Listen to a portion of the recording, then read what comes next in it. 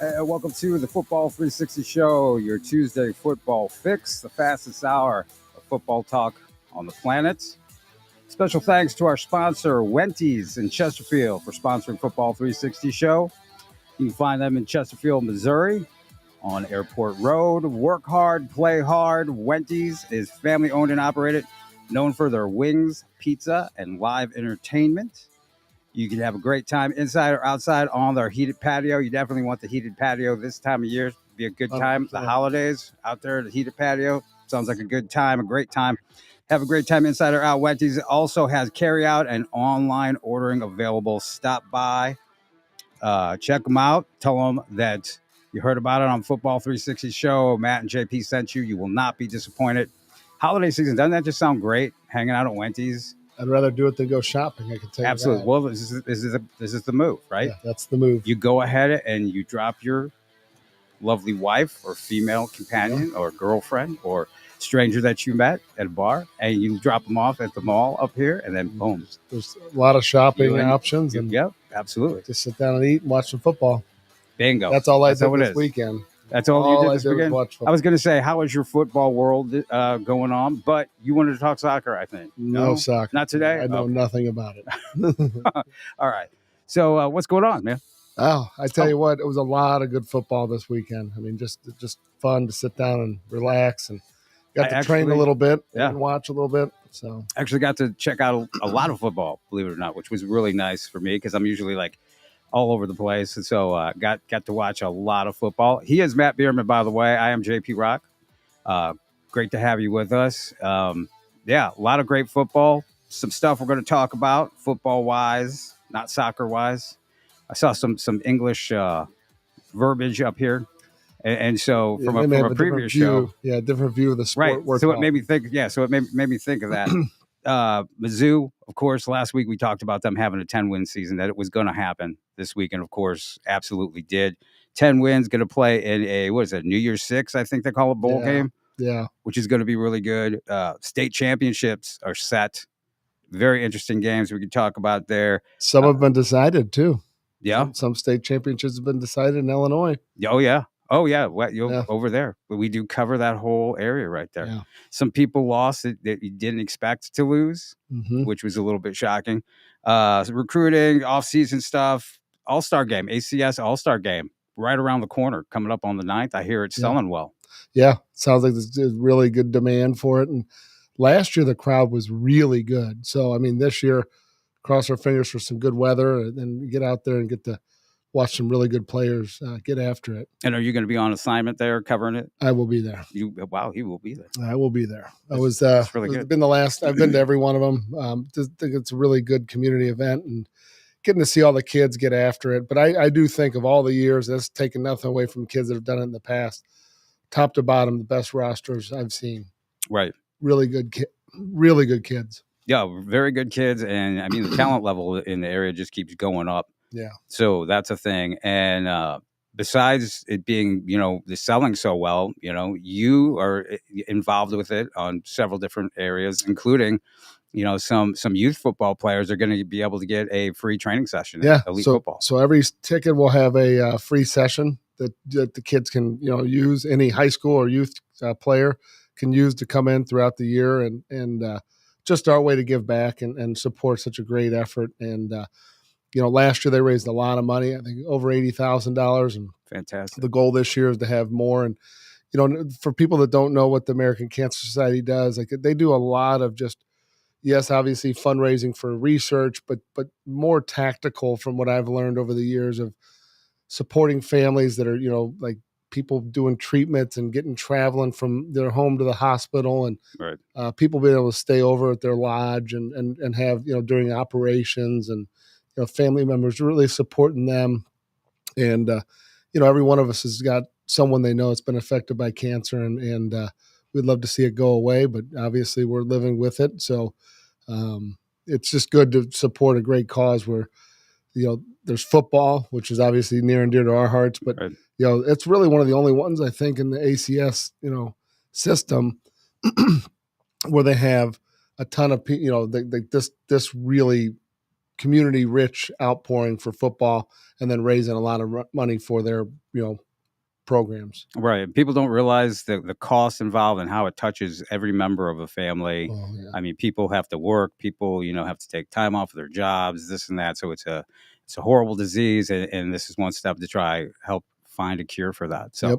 fantastic. Looking forward to that. Hopefully the weather's going to be great. But I saw where it was selling well, and I was really very excited well about that. I thought that'd be a good thing to touch off the show with. So why don't we start with Mizzou? 10 win season, another one. I think it was the first one since 2013, 2014, I guess, before the wheels came off the Gary Pinkel era. Yeah, those things came off pretty fast too. That was a tough. They did.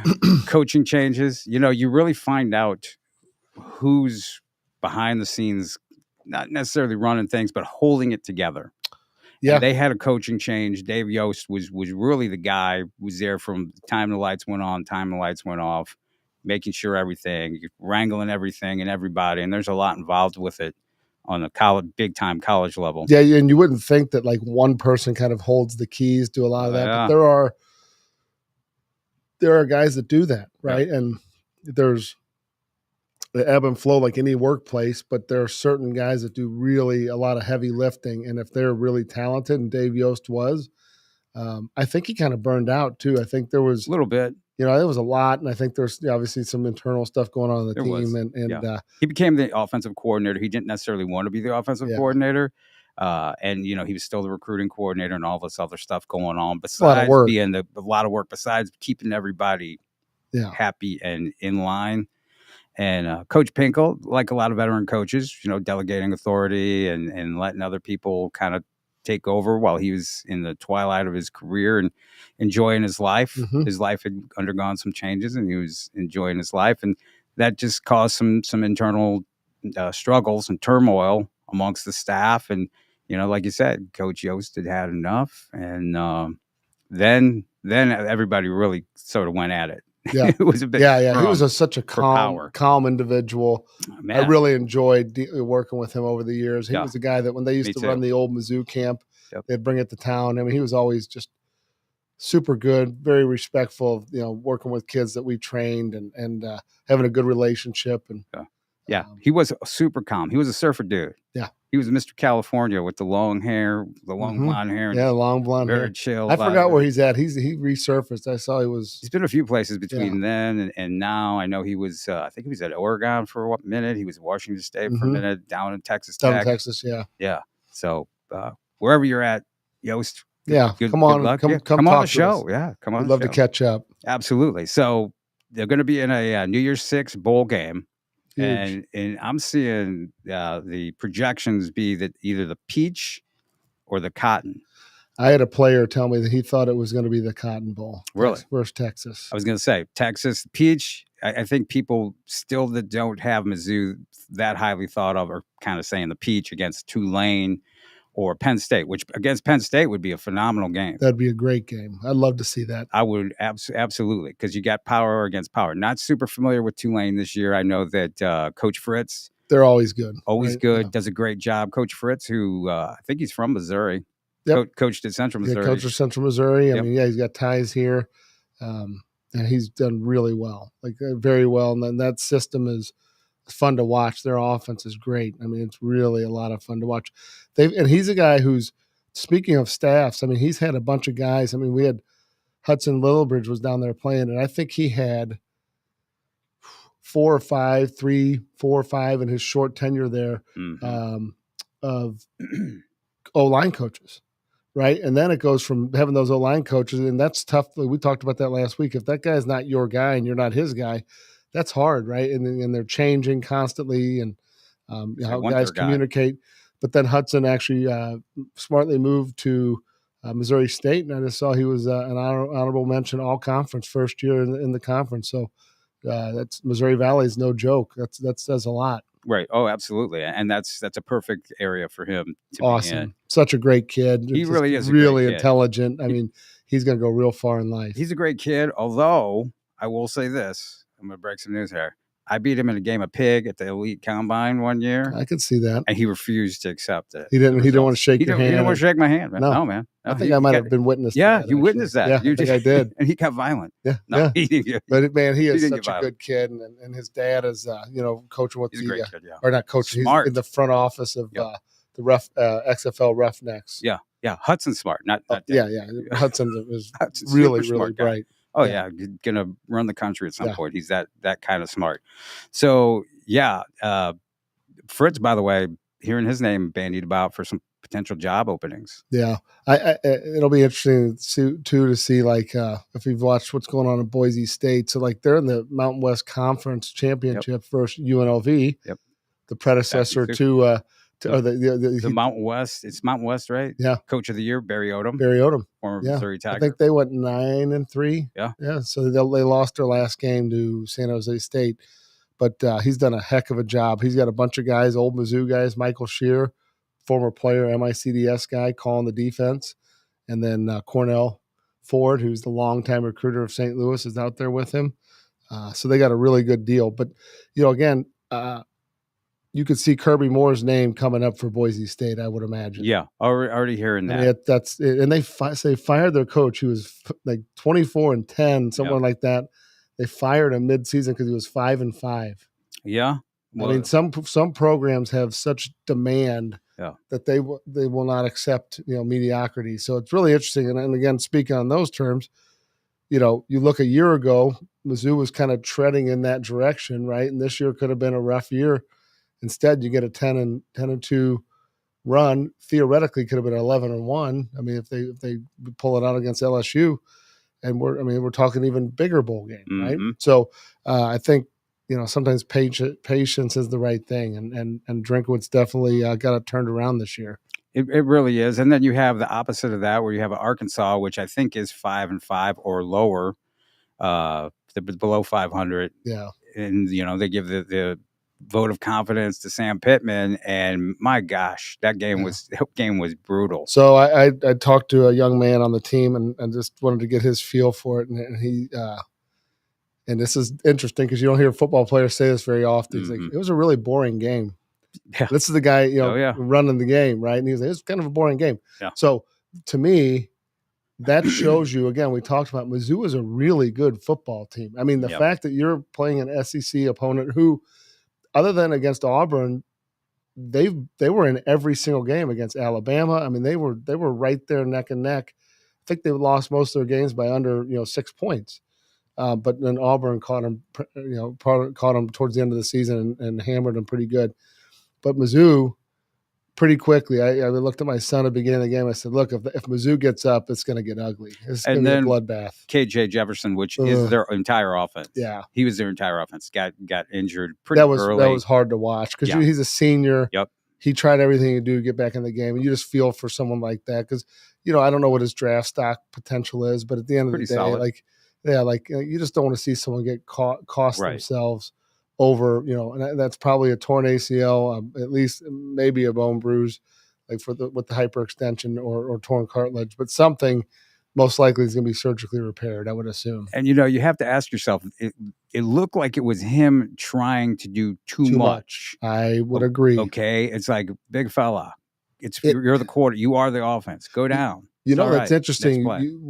You say that too, because I thought when I was watching him when he took off, I said, "Ooh, okay, he's running." But then it looked like, and I could be wrong, it was like trying to do too much, but also you could tell like he was somewhat hesitant at the end of the run. Yep. Because he's probably thinking like, hey, I cannot get hurt, right? And usually when you think that, it's when it happens. So he stopped really strangely at the end of that run, right? Like it's just really bizarre. And then obviously there was a defender that came in on his leg. Looked like nothing cheap, but it was just just one of those bizarre things you see. And you just feel for someone like that because he's out of eligibility. It's time to go play, and he's going to be a guy that's trying to vie for a spot in the NFL. Right. And when you're that valuable to your team, plus you have that on the line of your future, getting to play on Sundays, you really do have to protect yourself. There's no shame in protecting yourself. even if you're in high school, there's no shame in protecting yourself. So, like the strategy too now. So like, let's just talk about a guy coming back for their senior year. So I talked to a guy in the NFL a week or so ago about one of the players that we trained, and he's part of a guy that still comes back and works with us, and he's going to have an option for a final year of college. And his advice was like, hey, look, he's probably better off staying in college and getting paid this last year because he's got that, that extra year, right, COVID year. And, he can earn upwards of, numbers that are probably going to shock people listening to this, but $500,000 to $750,000 to stay an extra year in college, especially after a great year. Yeah. And so, and this guy that I'm talking about is not even like, he's a premier player, but he's not even the focal point of the offense. I mean, he's just he's a receiver. Right. Right. And so you look at it. I mean, now granted, he's their leading receiver, and that's not taking anything away, but you imagine like what the quarterbacks can get and the different, like different position groups. And then what you do is you hedge your bet, the university or whoever buys a policy on you that says, hey, this is where his draft stock is. This is what this potential money's worth. And then, potentially, if there was, heaven forbid, a career-ending injury, you at least are covered on that end, Yeah. It's definitely not like the old days where guys would have to bolt, because there's money on the table. You got to take it. We can talk more about this down line with the NIL stuff, but, it is, I think people would really be shocked at what's going on because, I can use pretty real world data from kids that I've talked to and coaches I've talked to. I mean, University of Utah, everybody got a free truck. Yeah. Right. A Dodge Ram truck. Do the math on that. Last time I went to go look, they were probably $50,000, $60,000, $70,000. Right. Every scholarship player got a truck. I mean, that's a form of payment. Right. And so, question. But there are schools, and I don't know, I'm not specific schools, but schools that I'm aware of that through their NIL programs, there's the base salary for the scholarship guys is $60,000, right? And that's their base salary based off of NIL through a collective. And, I don't know all the logistics, but then if you're a starter, you get a little bit more money. And then if you're a impact player, you get a little bit more money. And if you're a superstar, you get a lot more money. Right. That's like Marvin Harrison Jr. He's probably making more money right now than he would make in the NFL. His rookie deal. The rookie. Yeah. Right. And so you look at and Shedeur Sanders. I mean, there's rumored to be $3 or $4 million, right, with all the deals he's got going. So, I also like in this, I'd love to know where the money's coming from because it's a double win because the school is not paying for it. They reap the benefit. Right. Yeah. It is big business. Big business. Okay, so it's no longer an amateur sport. No. It's professional football. College football is professional football. 100%. If you're a fan, if you're the fan of the NFL, then you're a fan of professional football. If you're a fan of college football, it's professional football. Yes. So I love how everybody still gets rah-rah, and you want to come to my school because we graduate. It is a business. Now, it's big business. Is it a nasty business? Is it a dirty business? Depends on how you look at it. Like you said, when that kind of stuff is floating around, I mean, I'm sure the trucks probably came from a local dealership, Yeah. And it's, it's all just part of the thing. It's not back when you were, or, even just 5 years ago, it's not the same. No, these guys, all the guys that are You're not going to State U because, want to play for the home team necessarily. Just look at the guys that are seniors at Mizzou right now. When they entered in, NIL was not even a deal. Like it was not even a part of it, right? Right. It was being talked about, but it was not reality. Now they're living in this reality. So you can get like Luther Burden has a chip deal, right? And an Emo's deal. So, and to me, those deals are really the ones that are really cool because like back in the day, the NCAA really would just limit. I mean, have nothing. They would get to the point where we had phone calls where we have a listing of kids' names on our website, right, of where they went to school. Not even their pictures. Just we put the pro guys' pictures up, all the college guys. I mean, because it's just a lot of work. Yeah. And it would not look right. There's just too many names. Yeah. So we'd have influence. We would have schools call and say, "Hey, look, we know that this is not a big deal. But if you could you just take their name down, because we don't want there to be any sort of ramifications. And I just said, I would just respond back and say, yeah, you're right. As soon as Rivals and 24/7 those guys take the names down, Yeah, that's fine. right. Because we're reporting that these kids played and trained here. Which right? is a fact. It's a fact. And so every time they would say, I know, I just had to call. Yeah. It's just some NCAA rule, right? Yeah. With Toothless Tiger, what are they going to do to a business owner? Nothing. Exactly. Zero. Yeah. Well, right? Somebody obviously was jealous or bothered by that, and so they wanted to. Yeah. Well, there's go to you, because that's probably how most of that stuff goes. There's hundreds and hundreds and hundreds of names on our site. So, oh yeah. But we respect. We don't put up all their logos and that stuff unless it's a pro team. But yeah. I just think the NIL deal in general and what they're working for, and then from a just a practicality standpoint, and I know I'm biased. Name another sport where the ceiling is as high as it is, and the barrier to entry, right, to train and develop and play football or play a sport such as football is that low, really, with such a high ceiling, meaning you don't have to go travel and do AAU club ball. You don't have to play travel baseball and spend thousands of dollars, right? Yeah. At the end of the day, hockey. You can have a high school football player who trains in his program, does a good job, has some gifts, and goes on, right? The vast majority of those kids train in the off season and they lift and do all the things that are necessary to kind of maximize their potential. But the cost to do that is so minimal, right? In the grand scheme of things, right? I mean, we could have a kid come train at our facility for under $1,000 for the entire year, right? So it's not like it's something that's, people will spend that on a weekend going down to Memphis or, going on a travel tournament. So, that's what I look at. Like I do say, I am seeing, we've talked about the 7-on-7 stuff. I'm starting to see now a lot of that, what I would consider opportunistic behavior from the other sports creeping into football, though. We train, we provide a service to kids, right? Just like anyone else provides a service. So, we keep it reasonable. We haven't raised our prices in 5 years. The economy's down. We still don't want to, like everything's up. Economy's down. We could probably raise it a little bit. We've just chosen not to do that over the last 5 years, just because our constituents, our customers are parents and kids, and we want to see them. If we're too expensive, we can't help them, right? So we've controlled cost inside of our facility to do the best we can. But I'm starting to see the travel baseball, the travel basketball, it's expensive, right? And it's bleeding into. There's teams in our area in the region charging $975 to $1,500 to play 7-on-7 football. That's a tough pill to swallow when let's say you travel.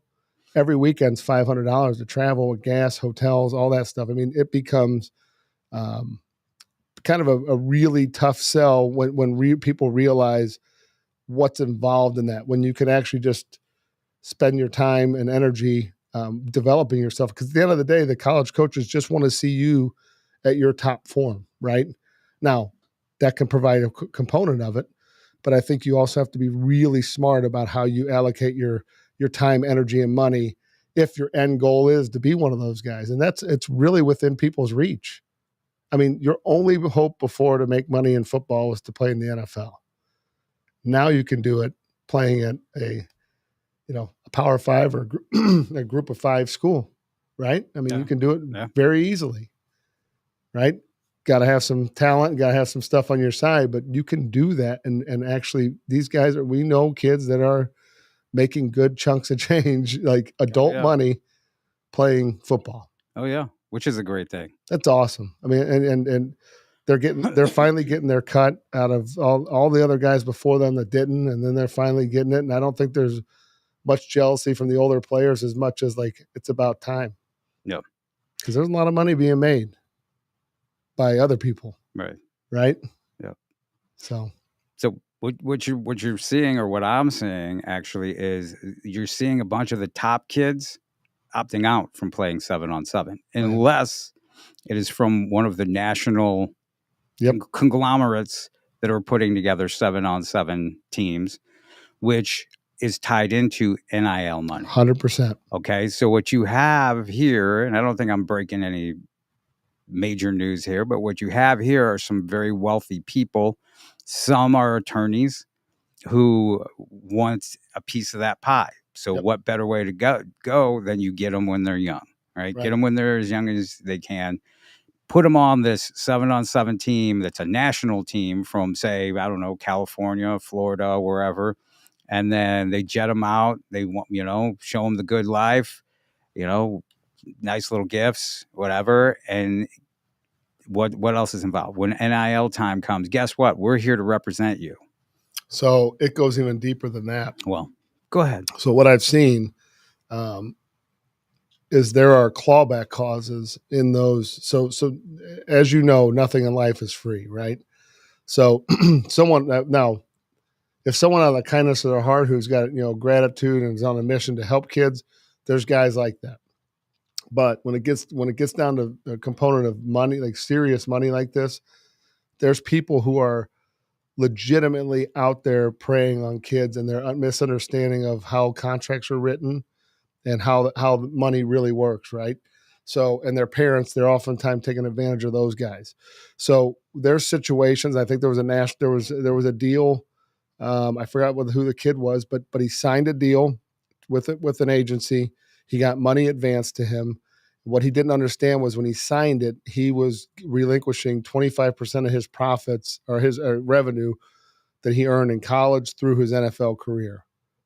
Okay. He signed it. He was 18. He made a mistake, but that mistake, there's a contract that is, so let's say he was given $100,000. Well, those guys are going to earn back millions if this kid pans out, right? So like they're taking the risk on the front end, but it's really unnecessary because that kid could have made that money without those guys. And it's really sad. But, oftentimes like there's the IMGs and things like that, like it's a $70,000 a year education.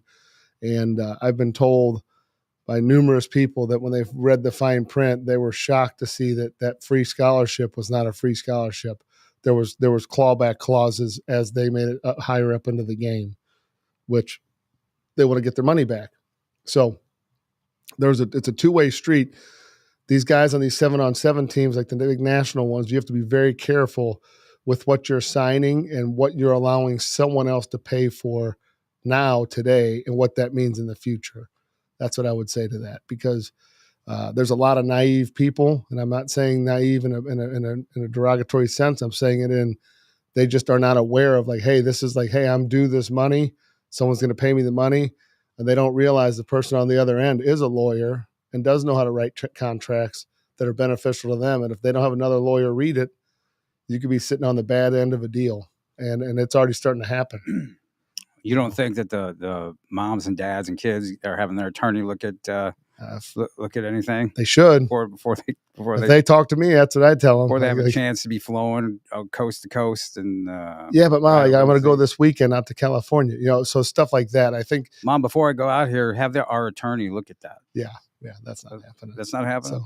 So that's the problem. So you have a lot of predators in that space, and since before, it was really easy to know who the agents were getting those guys coming out of college. They knew when the guys were becoming eligible, but it's a more mature population, right? They've been in college. They have the college program hopefully has educated them to a certain degree. And then you get in a situation like we are now, it's the wild, wild west, because these are high school kids. We've never had a situation where high school kids are getting paid to go play college football.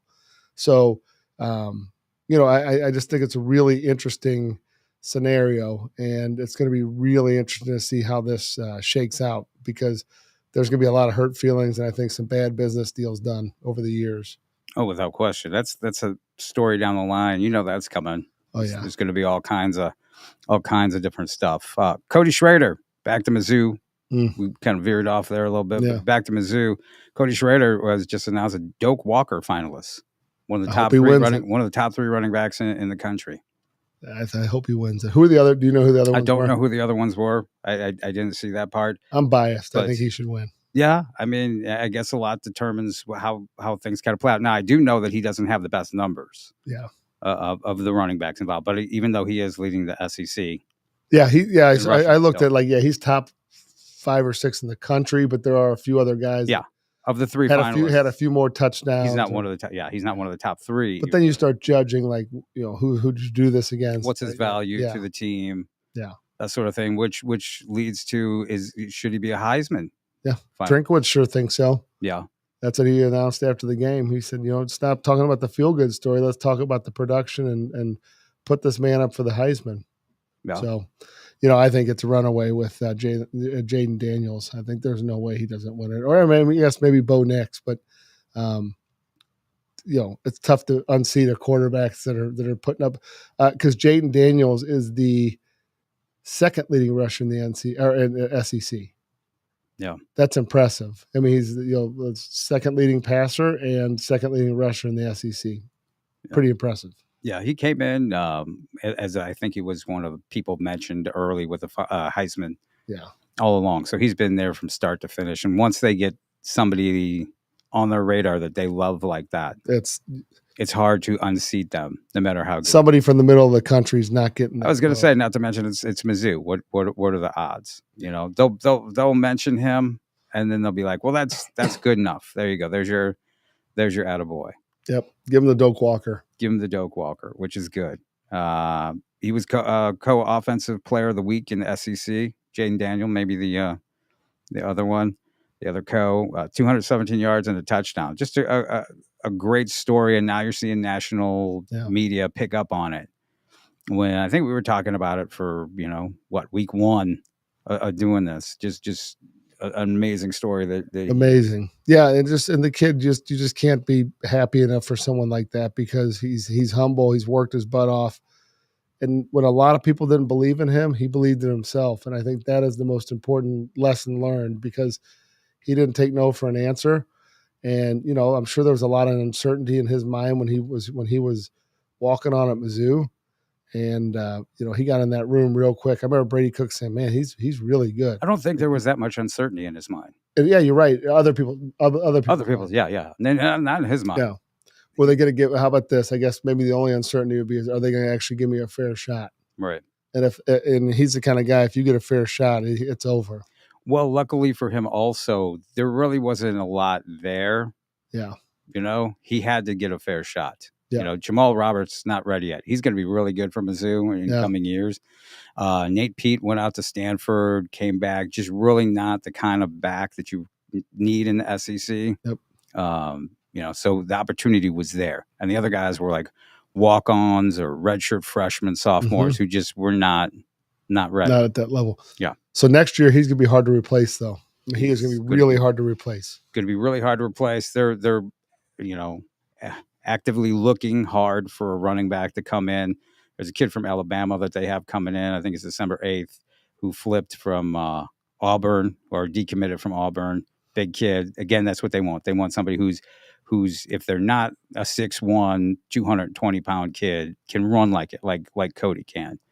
Or can, hit that gap and just go. Tell you what, there's a kid over at Northwest Missouri State. If they want to go back to the D2 pipeline, that Jay Parker used to play at Timberland. Yeah, he's turned his highlight film on. It's impressive. Yeah, I mean, he is running. Jay was a guy who could have went D1 right out of high school, but for whatever reason, He didn't, and I don't know his story that well as to why, but I think he had some. Yeah, I think it fizzled at the end of his high school career. Some maybe gotten like coach team type stuff where he was getting a little trouble at the end of the year. Nothing like crazy, right? But it definitely probably fizzled a little bit, and then it could have been a great issue. It could have been a host of things.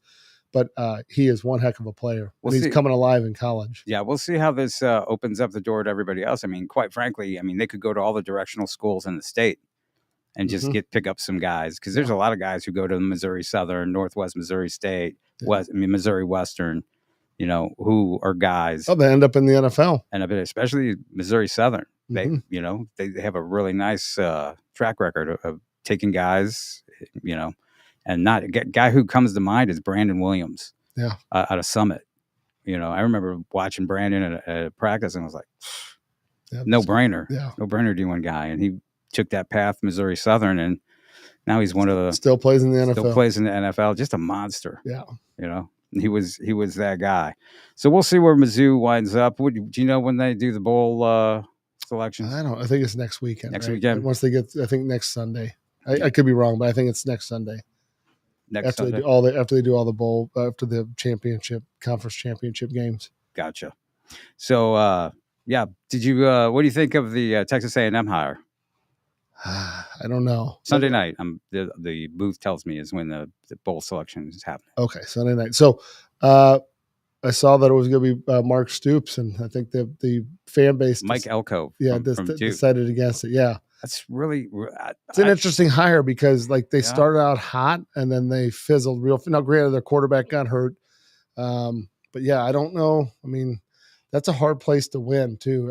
I mean, it's huge program, got a lot of history, but they have demands like none other, right? Yeah, but it sounds like Jimbo Fisher really just did not meet the standard of what they wanted. And I think he was caught in that situation too, where he wanted to be the guy calling the offense and being uber involved. And I think we've seen when you allow someone else to do it, and he had Bobby Petrino there, so I can only imagine the angst back and forth. Oh yeah.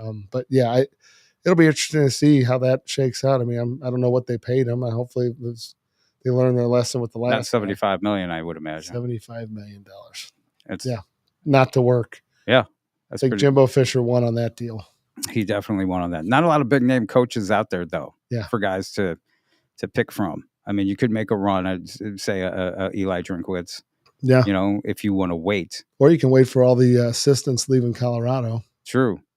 That's an interesting. There's a bunch of decommits and a bunch of coaches quitting. Yeah. So that's usually an interesting sign. I mean, and obviously you have coaches move constantly, right? But resigning right as the season ends, that's usually maybe it's a forced resign. I don't know, but the defensive coordinator, I don't know.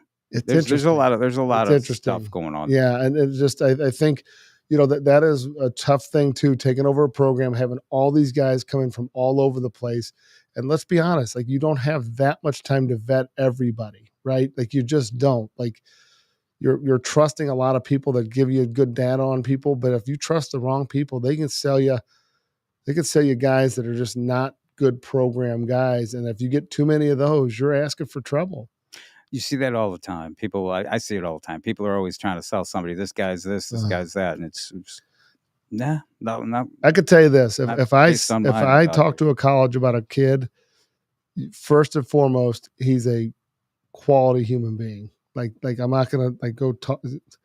If there's red flags, I'm very upfront and honest about the red flags, right? But then, if it's just unwarranted stuff, say, hey, this is what people have done or said, and this is not my experience, right?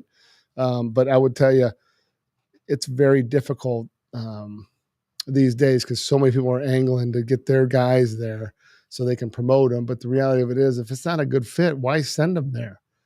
So you can sit on the bench, right, and be unhappy, and then transfer in a year. I mean, right. I just think it's a bad idea. Yeah, and then be a problem. Yeah, and then it just ends up being a bigger problem in the end. So, transfer portals is going to be going full steam, and we're going to see a lot of. I mean, you're already starting to see all the kids announce their strategy of getting into the portal, and there's going to be a lot of people get in there and don't have much value, and their careers could end, or they'll have to drop down far enough to where they can play again. So I don't know. It'd be interesting to see how it all works out because the first few years of it has definitely, there's been more kids have gotten burned, and like certain guys like a Theo Weiss coming to Mizzou, perfect, great fit, right?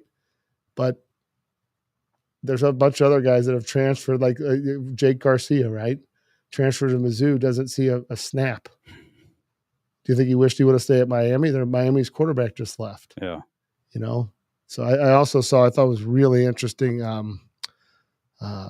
quarterback at K-State left. They spent all this time kind of developing him, and his last year he's just going to leave and go. So, I don't know. The whole thing's really strange to me. Somebody should do a podcast on why each individual story as to why everybody's leaving, why everybody leaves. Yeah, it would be good to know. I think that'd be fascinating. In fact, that should be forced to be put in there. Yeah. Why are you transferring? but I do think it's interesting. You get the coaches complaining about it, and not all coaches complain about it, but some do. And they're the first ones that take a new job when they get hired, get offered a new job. So I've seen my fair share of coaches lie to kids about being and yell at them about being loyal and get guilt tripped them about being loyal to the process. And then they turn around that season and take a new job. So, I mean, it's a nasty business. Yeah. Yeah. The coaches are benefiting greatly. The ones who do it right from the transfer portal. 100%. But at the same time, if you're not one of those guys benefiting, then I guess you are going to complain. Yeah, but you better have some sort of compelling story when you transfer, right? Because you got to have film. You got to have something that somebody wants, right? They don't want somebody's leftovers, like somebody that wasn't good enough to play somewhere else. And then that's the viewpoint. Maybe you were good enough, but what is your compelling story for them to reinvest their time, energy, and money into you? I don't know that a lot of kids really think that through. I mean, again, if you're thinking about it, you should do your due diligence and have someone else kind of on your behalf figure out what the best scenarios for you are. I'm not saying that's 100% legal, but I'm telling you it happens, right? And you're, because you're not supposed to communicate with coaches prior to the transfer portal component, but it happened, right? You need to know where you fit. Think that happens? I think it does. I'm pretty sure I know it does.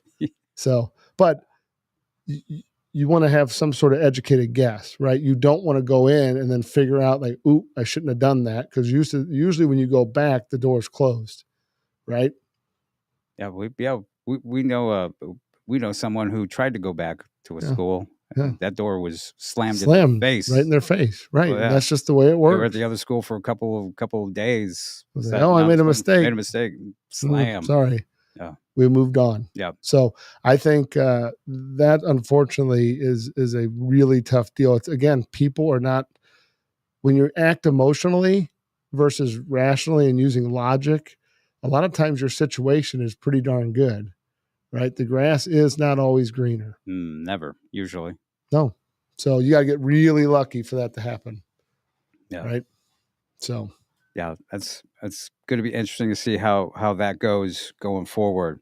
So state championships are set, like you said. Some on the east side of St. Louis and Illinois have already been settled. Any ones that you particularly? The East St. Louis, Cary Grove. I mean, those two have duked it out a couple times now, and Cary Grove got them. Yeah, got them and scored at the very end. And tough for East St. Louis because Pop's battle, the quarterback went down. Yeah. I think third quarter, and that definitely changes the complexion. And that you're putting in a freshman quarterback versus the guy that's been there and won the state title last year, right? Yeah. So despite him being good, it's hard. I mean, it's really hard. Yeah, state championship game. Here you go. Yeah, I got to watch some of it, and man, I tell you what, Cary Grove, East St. Louis traveled well, but Cary Grove traveled extremely well. Yeah, where is Cary Grove? I think it's up near Chicago. Is it? Yeah, it's in Chicago. They're a fun team to watch. They're well coached. I wouldn't say they have a ton of standouts, but man, they can play football. No, they're just a machine. They're just a football machine. Yeah. So this is probably, it does not happen as much here, but it is kind of refreshing to see because you have everybody here complains about private and public school. I happened to see a tweet. I think it was Sunday night, and it was a gentleman who drew a circle, like a 30-mile radius, I think is what it was, of a 7A and a 6A team or 8A team that won. And he was congratulating all the different communities within that 30-mile radius on winning a state championship because apparently there was a private school right in the middle of that. And boy, it was a really interesting conversation between all the people on the public and private and, back and forth with each other. Missouri is much more tame. I mean, there's still that argument, but it is, I guess up in Chicago, it's a pretty big deal and really interesting. It got real nasty, real fast. So, but yeah, I think, the Illinois, it's interesting. They finished a week ahead. I don't know. I guess their scheduling and how they did it was a little bit ahead of Missouri, but Kansas finished a week ahead too. Yeah. So I think, there's some compelling matchups. I mean, we want to talk about the one that I think was the shocker, but not a shocker, is Luther North was hammering people all year long, and then they had a battle that they were on the short end of the stick with Hillsborough. Yeah. I mean, Hillsborough, it was not a close game, really, right? I mean, it was 34-12, something like that. It was in that range. Yeah, something in that range. I am not the guy when you want to ask specific stats and scores. That's not my forte. But yeah, I mean, that team, as you know, we have kids from both teams that come in and train, but Hillsborough obviously is a long drive to get to Chesterfield. But that is a team the last couple of years we have had a large contingent of those boys in our facility training, and including the head coach's son working his butt off. I mean, just absolutely getting in there and grinding it out. So it's no shock to see that they're clicking on all cylinders, right? They have a good football team. I mean, they I don't know if they got lucky. I think they definitely had to beat Luther North. You got to have your best effort. That's one heck of a team. I mean, they're super talented. But yeah, to go in, to get that win, that's a big, big win. Oh yeah, without a doubt. Yeah. Who do they have now? Let's see. Who do they have? Kearney, Missouri. They had a big game too, right? Didn't they beat Webb City? Was it Webb City? They beat Webb City, yeah. Yeah. So yeah, Chase Chase Sikarsky is a kid who deserves to get some looks. Some college looks. I think he has an offer from Southwest Baptist. Man, he is a stud, and he's a worker. You're going to get a coach's son, works his tail off. I mean, above and beyond. I mean, there's days I'd come in the facility on a Saturday. He's just in there working out on his own, running routes. He drove from Hillsborough to come up and train. Yeah, looking for quarterbacks to throw, and he's got a heck of a quarterback. The Brown brothers, Peyton and Preston, studs, hard workers. I mean, that they have a really good system, right? And the community's behind them. But so it's fun to see those guys, not traditionally, being in state championship, but to see them get the opportunity is awesome because they've earned it. They definitely have the main guys who did that. And like you said, the head coach there is really good. Great guy. He's really developed a really good program. And, the Brown brothers are both D1 guys. I know Peyton's going to Southeast Missouri, although I think he might have an opportunity to go a little higher, especially after this. I tell you what, if I'm a Mizzou or someone like that, I'm looking at him at linebacker. But I'm telling you, he is big, he is strong, he's fast, and he is athletic. I mean, you watch him run and catch. It is, I mean, for someone his size and build, it's impressive. But those type of athletes are the ones that project well when you put them on the defensive side of the ball and just let them run and hit, because they're smart, but they're athletic to get themselves in and out of position quickly at a fast pace, right? Yeah. Like get himself out of a bad position and make a play. Right. Yeah, so, I think pre-transfer portal, you would have seen him be more heavily recruited than he is right now. He told me that his main choice offers were Navy and SEMO. Yeah. And I know Southern Illinois came in last minute, but he had already pretty much decided on SEMO. Although that could change. Oh, and you know what? If somebody comes calling, he should definitely take a look around. Mm-hmm. And that's taking nothing away from SEMO. No, not just the way it works. No, has nothing to do with now. It's just what he should do. Yeah. But yeah, both the Brown brothers are really just driving that team. And Preston, I think I mentioned last week, is a D1 guy. Yes, for sure. Who schools need to look at. Keep an eye. Yeah, watch the state championship game. He's a baller. I mean, he played 7-on-7 with us last year. Yes, sir, no, sir, kid. Comes in and trains. I remember we did the St. Louis Metro Football Coaches Association. He was like a freshman, rising sophomore. And two college coaches immediately like, hey, who's that kid? I was like, he's just a freshman. Yeah. Like you'll be watching him in a few years from now. And they're like, oh, if he looks like that as a freshman, we're probably not going to have a shot at him when he's a older guy. So I mean, which is kind of the way it works, right? But you never know who's watching you, right? You never know who wrote your name down. Yep. You just don't know, right? So those it's exciting. And I think there's going to be some big games. Obviously, that the CBC. The Smet rematch was, the in the metro area. Were you there? I was not. I actually I had to work that morning, so when I got done, we got to watch it online because I had tickets and then gave them to someone else, and then so we ended up, Braden and I just sat and watched it, and it was a heck of a game. I mean, heck of a game. What were your thoughts on that? thought Jeremiah McClellan is a difference maker, and rightfully so. The defense, the first game I saw with them, and the defense for CBC definitely was a difference maker. There was a few turnovers. They spotted them 14 on a missed block on a screen, and then a fumble on a short catch that they both were turned into touchdowns. So I thought that was pretty interesting, right? And then the rebound from that, I think that's a big win. I mean, McClellan, you could tell he was dinged up, his foot's dinged up, but he was out there. He's a gamer. He is an absolute gamer. And that one-handed catch that he had, I've seen him do that hundreds of times in our facility, just run around catching balls. Practicing that. Yeah, practice. That was, he's been practicing that. That doesn't happen on accident. That doesn't happen. Brandon Shepard comes to mind. I mentioned him last week. He used to run around catching balls one hand like that. Just very unique, right? Yeah. And a lot of guys can catch the ball one-handed. But to do it in a game on a big play, but he was getting held on his other arm. I mean, it was not, he wasn't showboating. That was the catch he had to make. So that was awesome. No, absolutely. No, I mean, Jeremiah, last week or previous weeks, I've said that the best football player in the state is Aeneas Williams.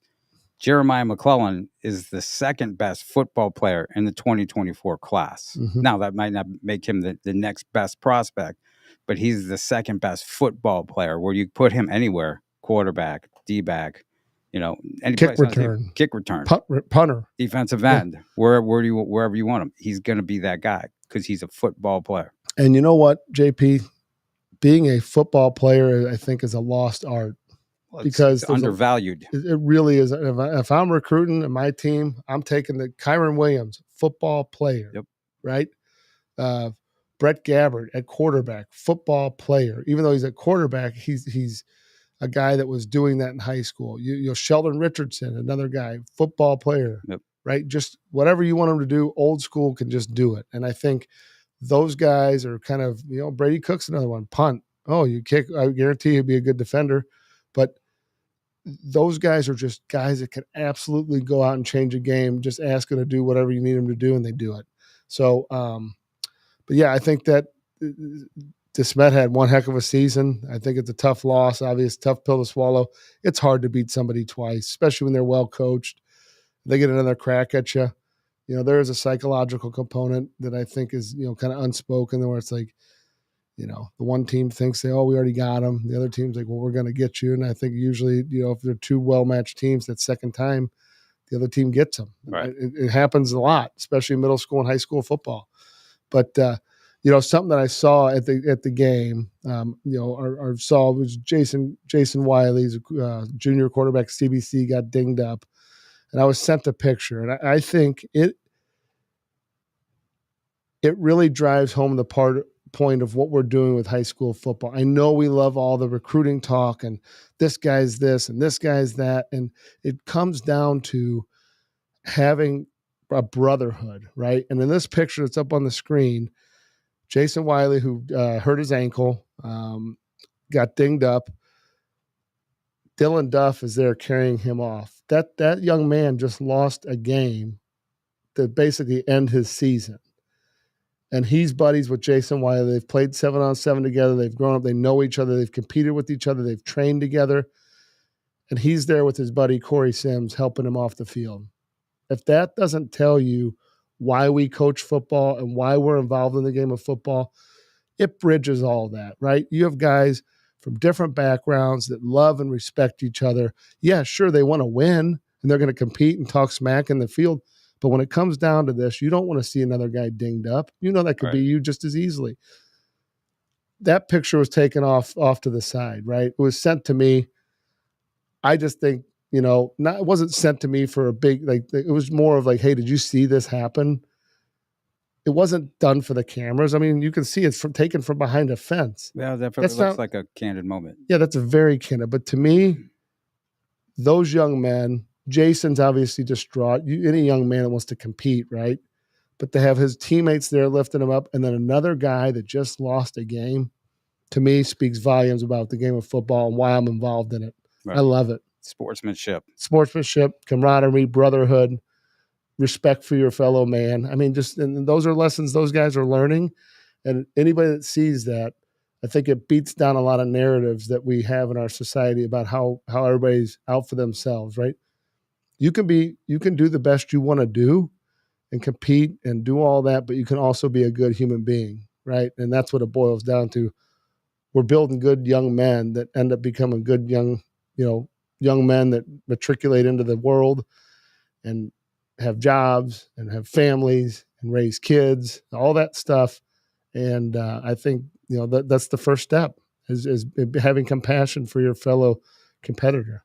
Those are good young men. Those are good kids. That talk about character kids going to a program, and that's a great note to end things on. Up note, a high note. Thanksgiving type note. Yeah, exactly. So it's been fun as always, and we will catch you next Tuesday. It's a Football 360 show. He's Matt Bierman. Matt, where can people reach you at? Elite Football on Instagram or on Twitter, and then on Instagram, Elite Football Academy. All right. And then there's a website as well. Yeah, on our website is football360show.com. Everybody stay safe. We'll see you next week.